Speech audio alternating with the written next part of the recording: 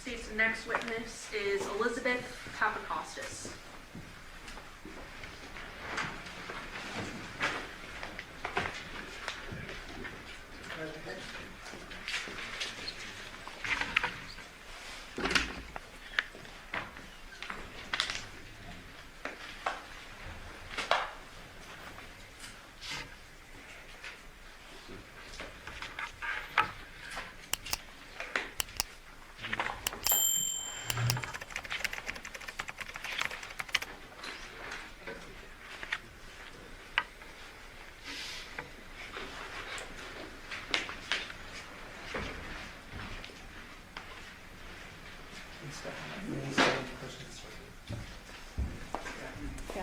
You solemnly swear or affirm the testimony you're about to give in this action shall be the truth, the whole truth, and nothing but the truth, so help you God. Yes, I do.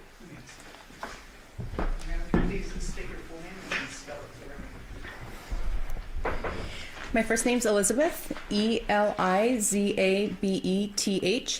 Papacostas, Papacostas.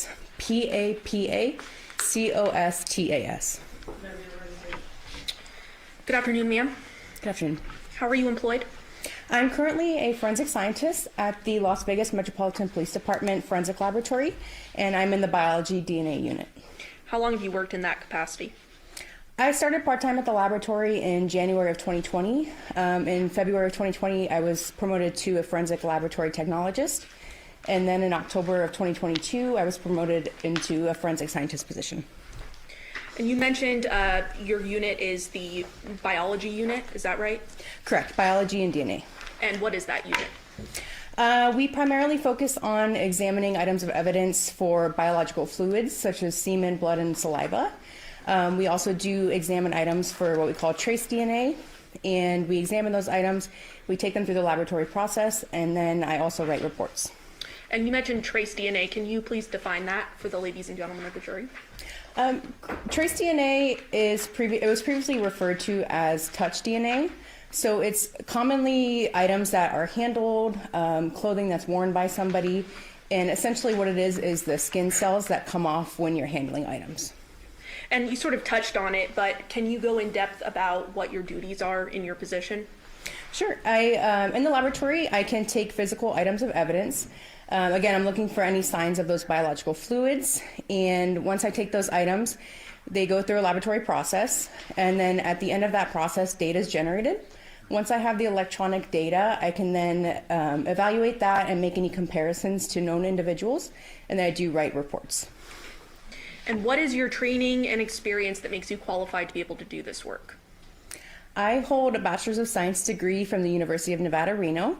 And then during my first position as a laboratory technologist, I underwent a training program. And then once I was promoted into my current position, I also went another training program. During that time, essentially we work on mock casework. We go through a series of tests. We also do competency testing just to ensure that we're able to work on real life casework. And then during that real casework, we're also supervised by other analysts in the lab. In addition to your previous training, do you also do ongoing training to make sure that you're up to speed on all the modern technology out there? Yes, every year we have to undergo at least 8 hours of continuing education. And you're up to date on that? Yes. You mentioned that you work at the Las Vegas Metropolitan Police Department Forensic Lab, is that correct? Yes. Is that an accredited lab? Yes, the lab is accredited. What does that mean? Essentially, accreditation is the recognition by an outside body that the laboratory is meeting a certain set of standards. And then also within that, we undergo audits, and essentially accreditation shows that the lab is producing reliable work. And have you testified in court before? Yes, I have. And I believe you mentioned that one of your job responsibilities, in addition to conducting analysis on different pieces of evidence that are collected, you actually draft reports based on your conclusions of your testing, correct? Correct. And are those reports reviewed by another person before they're actually released? Correct. Within the laboratory, our electronic data goes under one set of review. And then once the case file is put together, it undergoes a technical review, which is where somebody else looks to make sure that all the procedures were followed.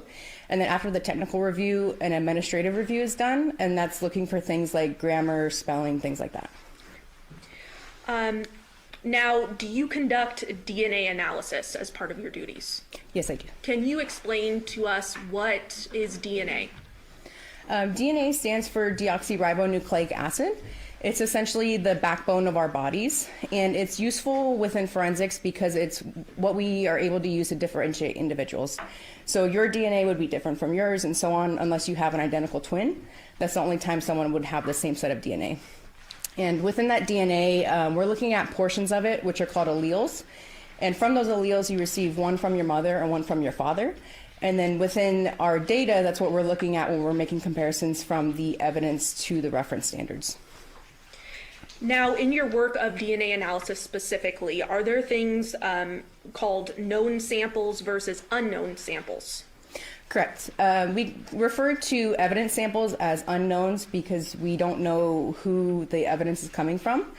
And then known samples are also referred to as reference standards. So that's when a sample is collected from the inside of somebody's cheek, and then we use that as that individual's known standard. So those terms are interchangeably used then? Correct. So known sample and reference standard? Correct. Okay. If you have a known sample or reference standard, how would you go developing a profile from that sample? The unknown, so the evidence samples and the reference standards essentially undergo the same process. The first step in that process is actually screening the item. So commonly we see swabs, so the swabs will be cut into a tube. Then the next step is called extraction, and that's where chemicals are added to the tube. And what those chemicals are doing is essentially trying to break apart the cells to get to that DNA. And then once we have that sample, we take that to quantitation. Quantitation is where we use an instrument to see how much DNA is present there. It can also show things like how much male DNA is present, if the sample may be degraded, things like that. After that step, we go to amplification. It's essentially like a Xerox machine. So what that's doing is making copies and copies of the DNA, which takes us to what we call our loading phase, or where the data is actually generated by another instrument. So when we're dealing with an unknown sample now, is it common to obtain multiple different DNA profiles from that? So we can see different things. So we can have what's called a single source sample, which means that it's only coming from one individual. Or we can have a mixture sample, which means that we're seeing multiple people's profile in the same sample. And is it possible with an unknown sample, occasions where you may not get a profile at all? Sure, it depends on a lot of different things. So environmental factors. So say, for instance, if a sample was left out in the summer in Las Vegas, that DNA would be very degraded and we may not get a good sample. But there's different things, such as, say, if someone is really good about washing their hands, they may not leave much DNA behind. If an item is out in the public and a lot of people could be touching it, we would see more people in that sample. So there's quite a few different environmental things that can play a part in that. Another example could be someone wearing gloves, right? Correct. Less likely to leave something behind in that case. Yes, that's correct.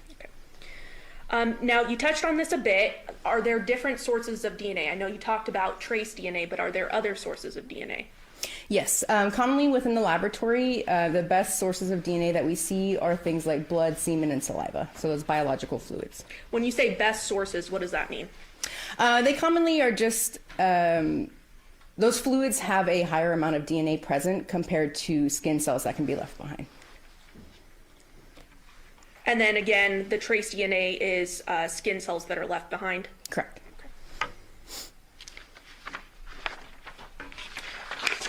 Now that we have a little bit of a background, I do want to talk to you about this particular case that you're testifying for today.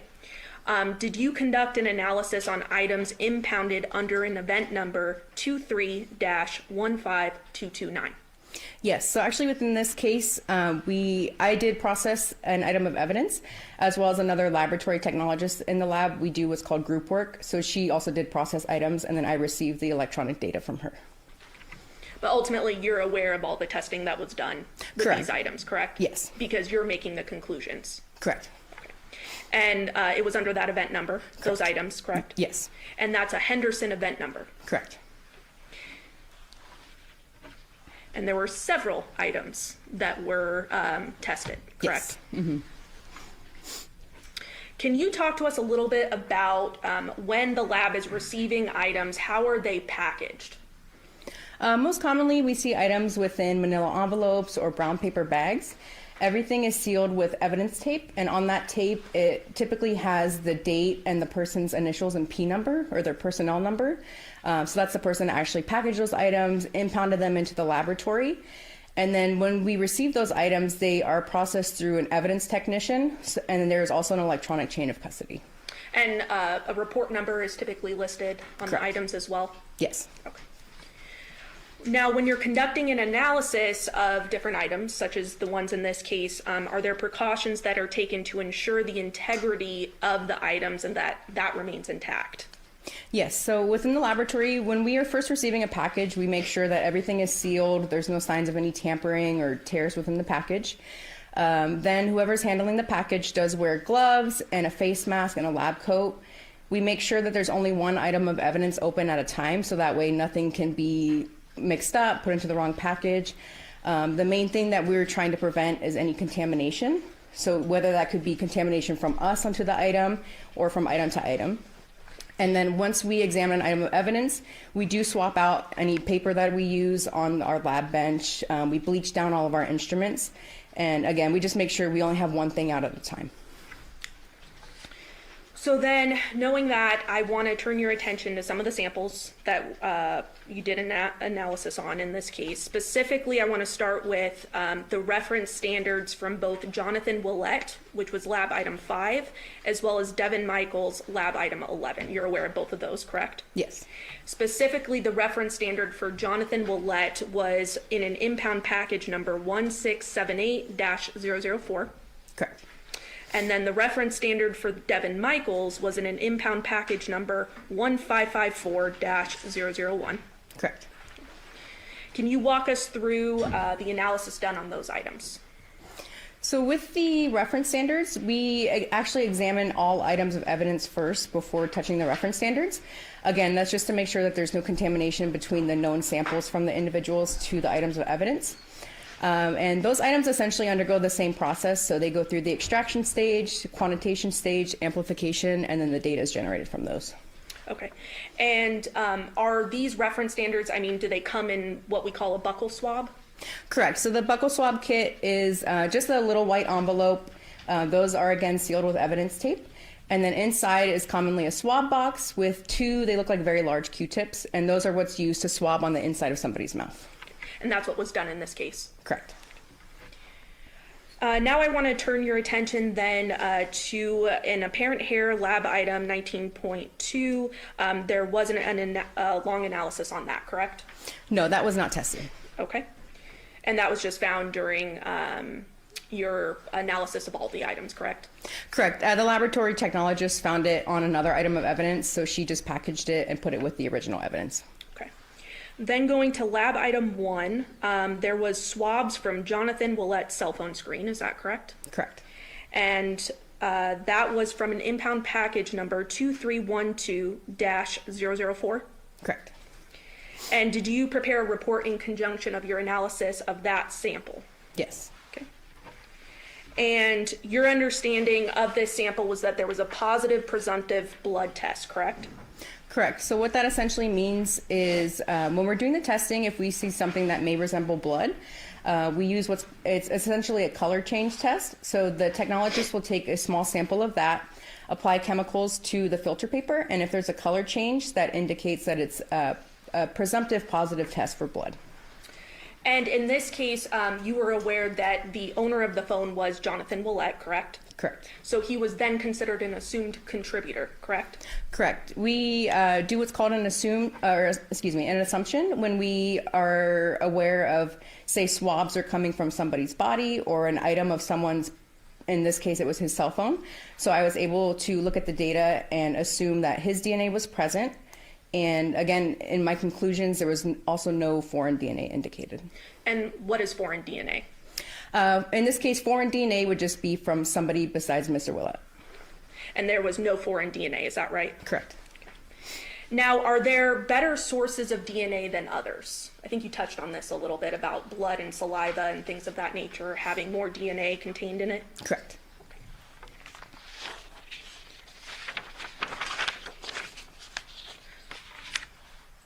Then turning to the swab from underneath Jonathan's left-hand fingernails, that was lab item 6, correct? Correct. And that was collected under impound package number 1678-003. Yes. Walk us through the processing of that item. It was essentially the same processing. So again, it went from the extraction stage to data generation. In this case, again, since it's a swab coming from his body, I'm able to make the assumption. So assuming that he is a contributor, there was also no foreign DNA present. Now let's go to the swab from underneath Jonathan's right-hand fingernails, lab item 7, correct? Correct. That was impound package number 1678-003. Correct. Same sort of processing as the left hand. Correct. Okay. Any results from the right hand? In this case, for this sample, looking at the data, it was what we call too limited, which means that there wasn't enough data there to basically make any interpretations. And when you say not enough data, what do you mean by that? Within the laboratory, we have internal validations, which essentially show values for how much DNA we're expecting in a sample to generate a profile. So looking at this sample, because it didn't meet our thresholds, it wasn't processed further, or once it was processed, can I start over with that one? Sure, go for it.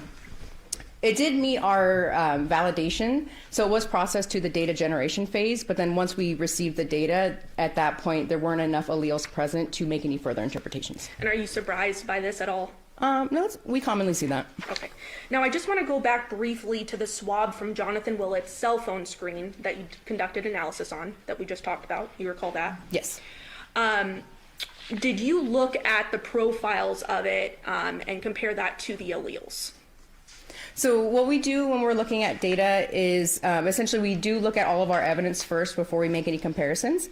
So looking at the cell phone sample, it appeared to be one male contributor. And then at that point, I take that profile and I do compare it to the reference standards. So it was consistent with Jonathan Willette.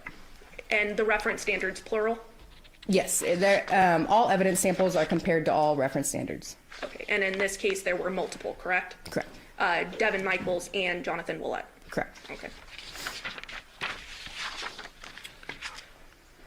Moving on then to the swabs of placard number A, that was lab item 2, correct? Correct. And that was contained in impound package number 1951-005, correct? Yes. How was that item processed? For this sample, there was also a positive presumptive blood test. So again, it was a color change test, and the color change was indicated. So the laboratory technologists did take that forward. And then with that sample, when I looked at the data, there was one male contributor detected. And when we're looking at our data, we also generate statistics. So our statistic is called a likelihood ratio. And essentially, what a likelihood ratio is trying to do is answer the question of how many times more likely is it to observe the DNA profile if the person is a contributor than if they are not a contributor. So in this case, I did generate a likelihood ratio for Jonathan Willette. Okay, and do you recall what that was? May I reference my report? Absolutely. Your Honor, may I approach? Yes. Okay. And with Your Honor's permission, I believe there's stipulation with defense. If I could leave these reports up here, just because there are multiple pieces of DNA that she may not have memorized. And that's completely fine. Absolutely. Okay, thank you. We're just not testifying from it. So specifically, swabs of placard number A, do you recall the likelihood there? Yes. What was it? So Devyn Michaels was excluded from the sample. And it is 223 octillion times more likely to observe this DNA profile if Jonathan Willette is a contributor than if he is not a contributor. How many zeros is that? It's 223 with 27 zeros. 27 zeros? Yes. Okay. Anything else from that specific item? No. Okay. Moving on then to the swabs of placard number B, lab item 3. Correct. And you conducted testing on that. Yes. Impound package number 1951-005. Yes. And did that item undergo the same processing as the sample from placard A? Yes. I had the same a positive presumptive blood test. And then it was also one male contributor with the same statistic as the previous sample. And what was the statistical conclusion again? It is 223 octillion times more likely to observe this DNA profile if Jonathan Willette is a contributor than if he is not. And was someone excluded? Yes, Devyn Michaels was excluded.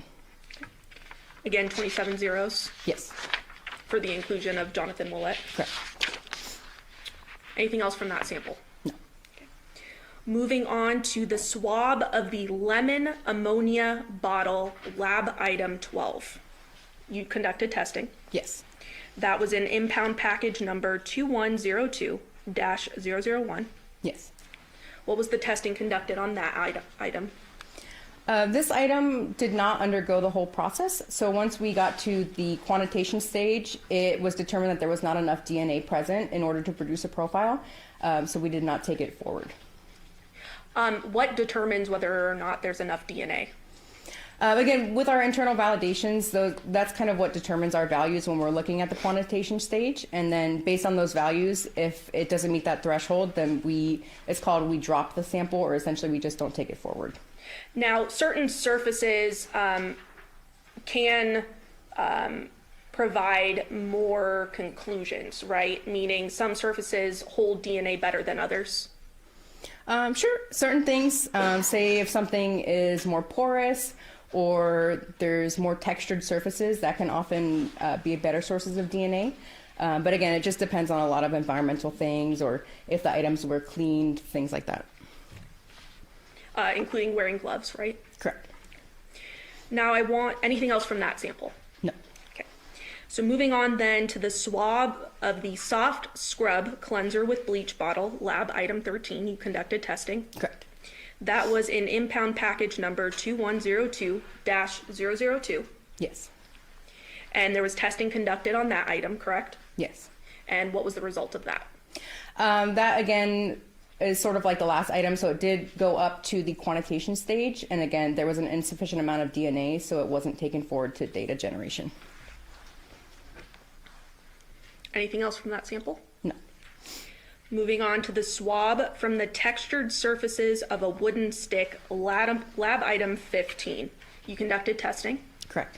and that was in impound package number 2102-004/001. Yes. And there was testing conducted on that. Correct. What was the process for that? In that case, a profile was generated, but within the profile there was indications of a mixture, so I could see that there was more than one person present. But again, because the data was too limited, I could not make any further comparisons.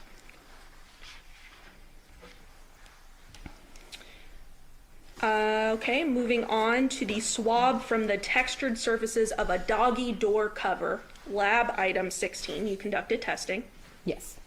and that was in impound package number 2102-003-001. Yes. What was the testing conducted on that item? That sample went to the quantitation stage, and at that time it was determined there was an insufficient amount of DNA, so it was dropped at that time. Again, that in-house validation you talked about earlier. Correct.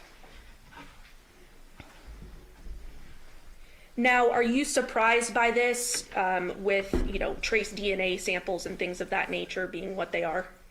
No, it's commonly seen within the laboratory. And we kind of already went over this, but certain surfaces are easier to lift DNA from than others. Correct. Moving on to the swab from the garage door opener button, lab item 17. You conducted testing, Yes. and that was contained in impound package number 1951-006-007. Yes. What was the processing of that sample? Data was generated for that sample, and looking at it, I determined that there was 2 contributors present. At least one was male. Devyn Michaels was uninformative, so that essentially means that there wasn't statistical support for an inclusion or an exclusion. And then there was support for inclusion for Jonathan Willette. Now, looking specifically at the inclusion of Jonathan Willette, what was the statistical conclusion of that? It is 194 million times more likely to observe the DNA evidence if Jonathan Willette is a contributor than if he is not a contributor. How many zeros is that? Is that 6? 6, correct. Okay. Now, you mentioned that it was uninformative regarding Devyn Michaels, correct? Correct. But there was a statistic related to that. Correct. So we do still receive that likelihood ratio. In this case, it was 0.0108. Now, your lab, as well as yourself, conducted analysis on some bags that were impounded, correct? Correct. Now, I want to talk specifically about the swabbing of the outside and inside of the wallet, including all pocket openings, also known as lab item 18.2. Yes. Testing was done on that. Correct. Impound package number 2312-002-002. Correct. What was the testing on that sample? Data was generated for that sample. Looking at the profile, I determined it was a 4-person mixture. At least one was male. And there was actually support for inclusion for both individuals. And then since there is support for both, we do what's called a combined support for inclusion. So that means that we're ensuring that the statistic shows they can be present on the sample together. So you said both. What do you mean by both? Who? Oh, I'm sorry. For Okay. both Jonathan Willette and Devyn Michaels. So both Jonathan Willette and Devyn Michaels are included. Correct. There is support for inclusion for both individuals. And what was the statistical conclusions? Let's start with Jonathan Willette's first. His likelihood ratio was 13.6 times 10 to the 27th, which is the octillion. And how many zeros is that? 27. Okay.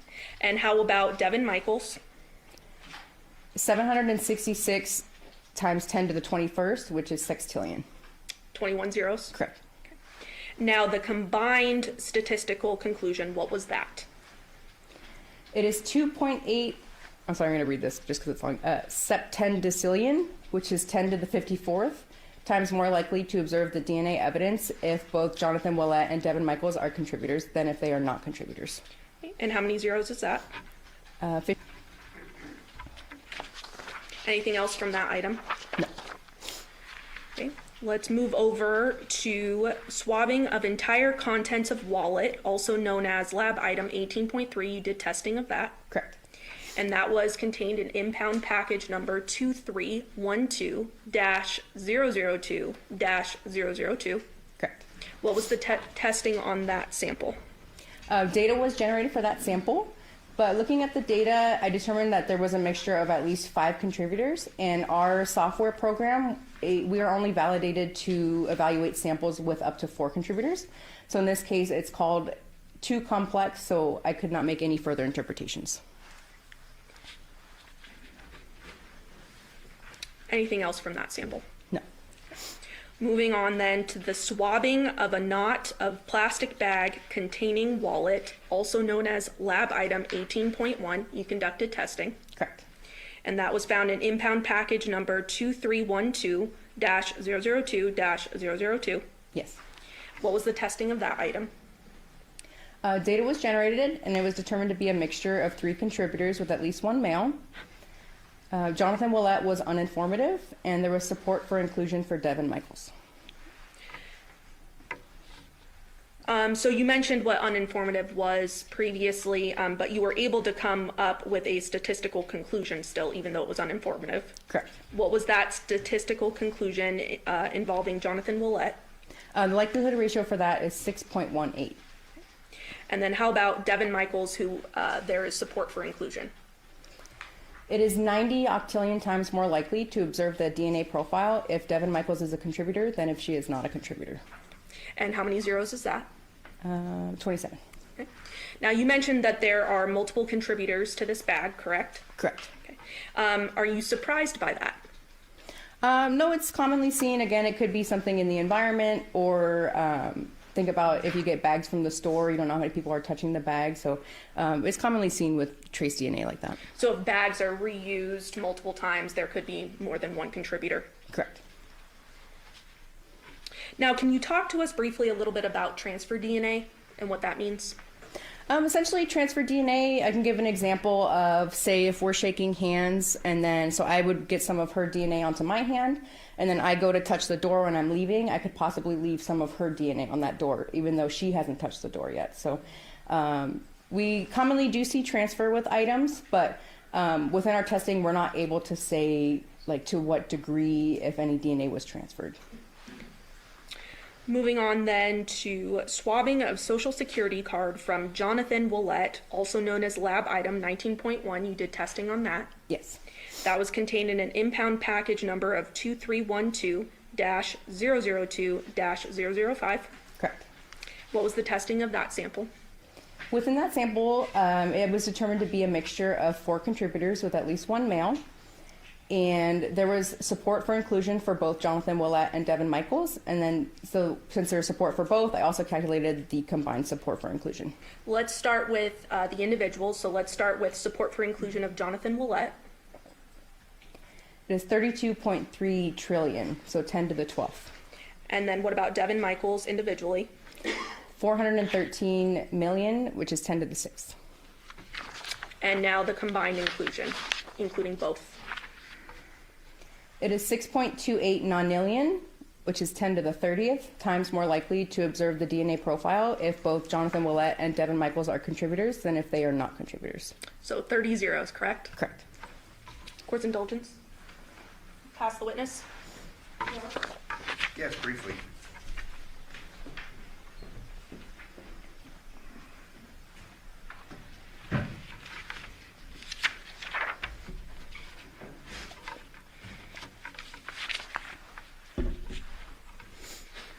And in reference to the reference standards, generally taken from buccal swabs or otherwise, correct? Correct.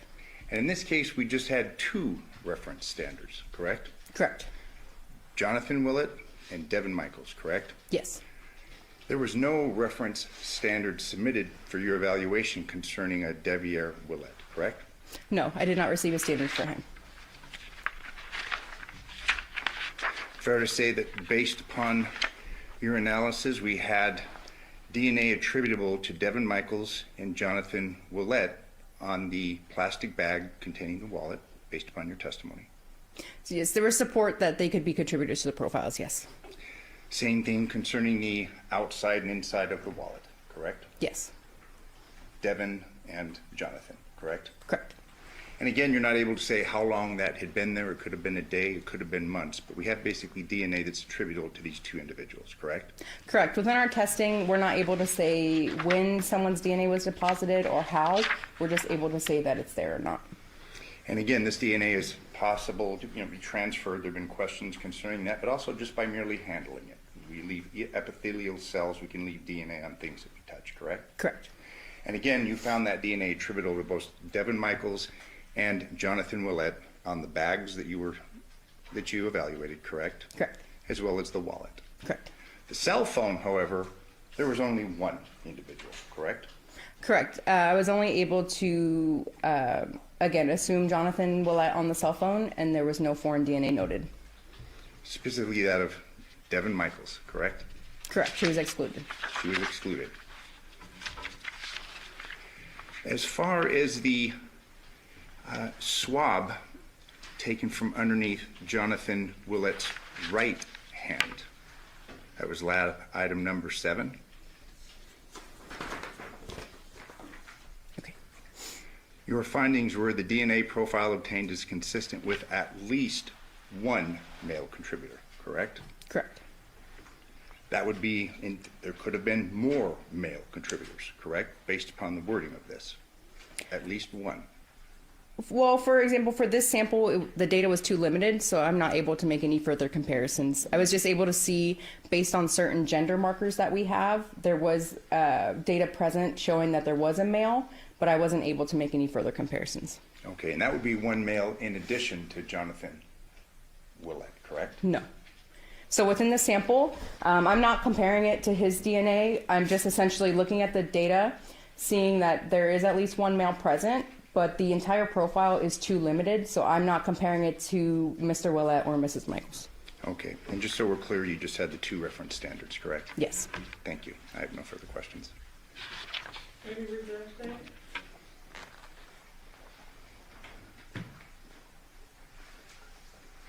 Court's indulgence.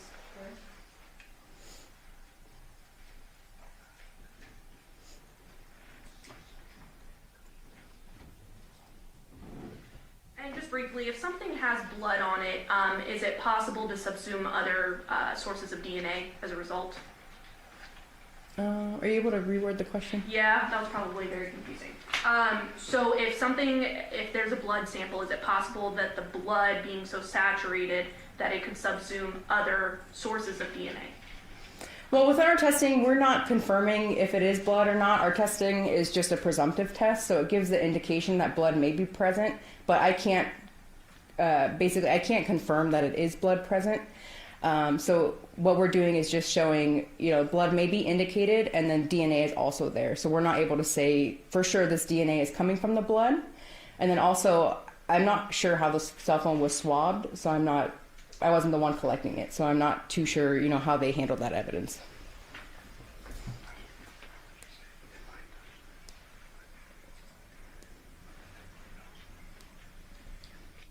So if I were to touch an item, with my finger, for instance, but then my nose started bleeding and it went on the item, would that make a difference? Well, in that case, I wouldn't be able to tell, if her DNA came from the skin cells or if it came from her blood. Essentially, it would just be showing that her profile would be present. Past witness. Follow-up question. This is my cell phone. I handle it. You'd presume that my DNA would be found on this, correct? Yes. And that would come from the epithelial cells of my fingers on this cell phone, correct? Yes. So presumably, if a person handled a cell phone or carried it, you would expect to find that person's DNA on the cell phone, correct? Correct. And in reference to the cell phone that you had tested, only Jonathan Willette's DNA was found, correct? Correct. No further questions.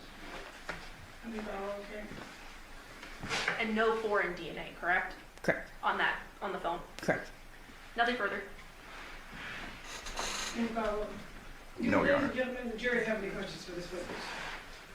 Okay, please write your question and forward to the table with your name and your jury number.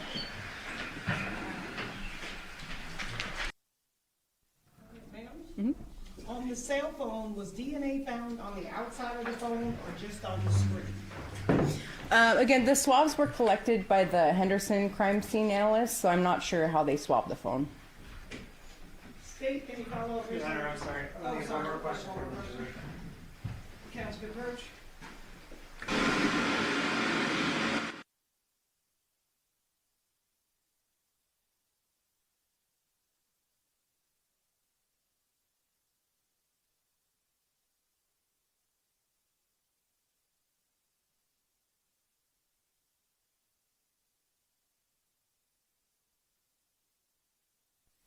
Ma'am, there's been testimony that Devyn and the kids touched the phone. Why would there not be DNA?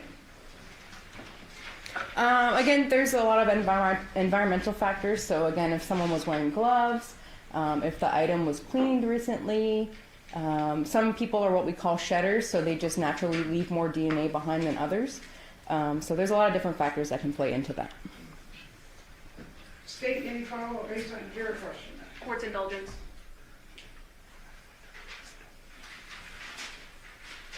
It's possible any item that I touch, I could not leave DNA, correct? Correct. Past witness. Oh, depends, any follow-up based on your question? I think we have another juror question coming. There's all coming back. You want to wait until?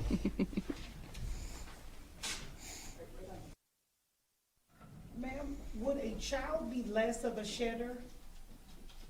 I don't have any indication for that. We don't really study that within the laboratory, so I'm not sure. Okay. State, any follow-up based on that additional question? No, Your Honor. Does the defense have any follow-up based on any of the jury questions? Just briefly, you have to rely upon what's provided to you, correct? Correct. We just receive a very brief case scenario, so I don't know, much of the information. I only know where some of the swabs are coming from, and then the parties within the case. You have to rely upon law enforcement, presumably in this case, that collected this evidence and ultimately turned it over to you, correct? Correct. Thank you. No further questions. Any follow-up on that, Steve? No, Your Honor. Do the ladies and gentlemen have any further questions for this witness? Okay. Please write your question on a full sheet of paper with your name and your jury number.